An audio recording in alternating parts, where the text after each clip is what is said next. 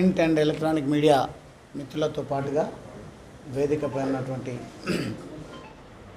BRS party నాయకులకు ప్రజాప్రతినిధులకు వేదిక ముందున్నటువంటి బీఆర్ఎస్ పార్టీ నాయకులకు కార్యకర్తలకు అందరికీ కూడా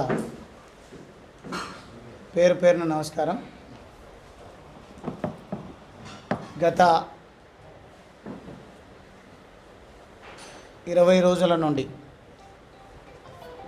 ఈ రాష్ట్ర ప్రభుత్వం వివిధ అంశాలను ప్రస్తావిస్తూనే ఇచ్చిన హామీలను నెరవేర్చేటువంటి విషయంలో స్పష్టత ఇవ్వకుండా దాటవేసేటువంటి ప్రయత్నం చేస్తూ ఉంది. శ్వేతపత్రమని ఇంకో పత్రమని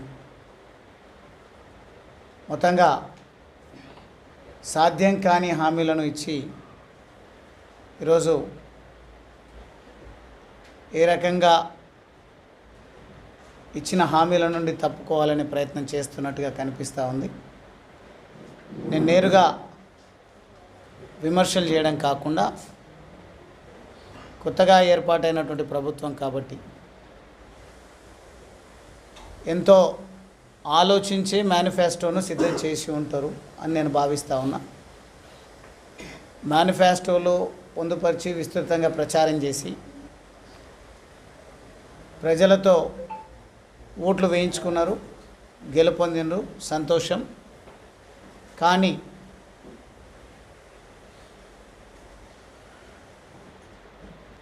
ఎప్పుడు ఒకే విమర్శలు. గత ప్రభుత్వం అప్పులు చేసిందని, లేదంటే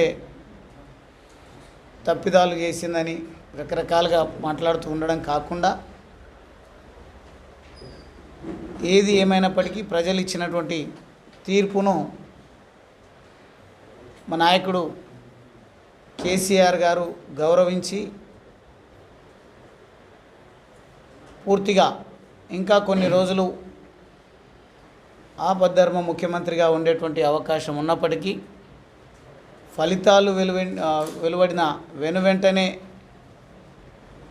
రాజీనామా చేసి తను నివాసం ఉంటున్నటువంటి ప్రభుత్వ స్థలంలో అంటే ప్రగతి భవన్లో అక్కడ ఉన్నటువంటి రెసిడెన్స్ ప్రభుత్వం ఇచ్చినటువంటి ఇంట్లో ఇల్లును ఖాళీ చేసి వెళ్ళిపోయి ముఖ్యమంత్రి గారు తన హుందాతనాన్ని చాటడం జరిగింది. ముఖ్యమంత్రి గారి పైన, ఇంటిపైన, సెక్రటరేట్ పైన రకరకాలుగా విమర్శలు చేస్తూ ప్రజలను తప్పుదో పట్టిస్తున్నట్టుగా అర్థమవుతూ ఉంది. ప్రత్యేకించి విమర్శలు తప్పకుండా భవిష్యత్తులో నిర్మాణాత్మకంగా చేయడం అనేది జరుగుతుంది. కానీ ప్రస్తుతం కాంగ్రెస్ ప్రభుత్వం అమలు చేస్తున్నటువంటి ఉచిత మహిళా బస్సు సౌకర్యం ఏదైతే ఉందో దీనివల్ల తీవ్రమైనటువంటి ఇబ్బందులు జరుగుతూ ఉన్నాయి. ప్రత్యేకించి మన నియోజకవర్గం శ్రీశైలం పుణ్యక్షేత్రానికి పక్కనే ఉంటుంది, దగ్గరగా ఉంటుంది. కాబట్టి భక్తుల అవస్థలను చూస్తూ నేను చెప్తా ఉన్నా, మీరు ఇచ్చినటువంటి 6 గ్యారెంటీల విషయంలో మీరు వెంటనే అమలు చేస్తామని, మళ్ళీ మాకు 100 రోజుల సమయంలో అమలు చేస్తామని చెప్తా ఉన్నారు. మీ ఇష్టం, ప్రజలు అన్నీ కూడా గమనిస్తున్నారు. కానీ ఈ బస్సు కంట్రోల్ తప్పి నిన్ననే మనం చూసినాం,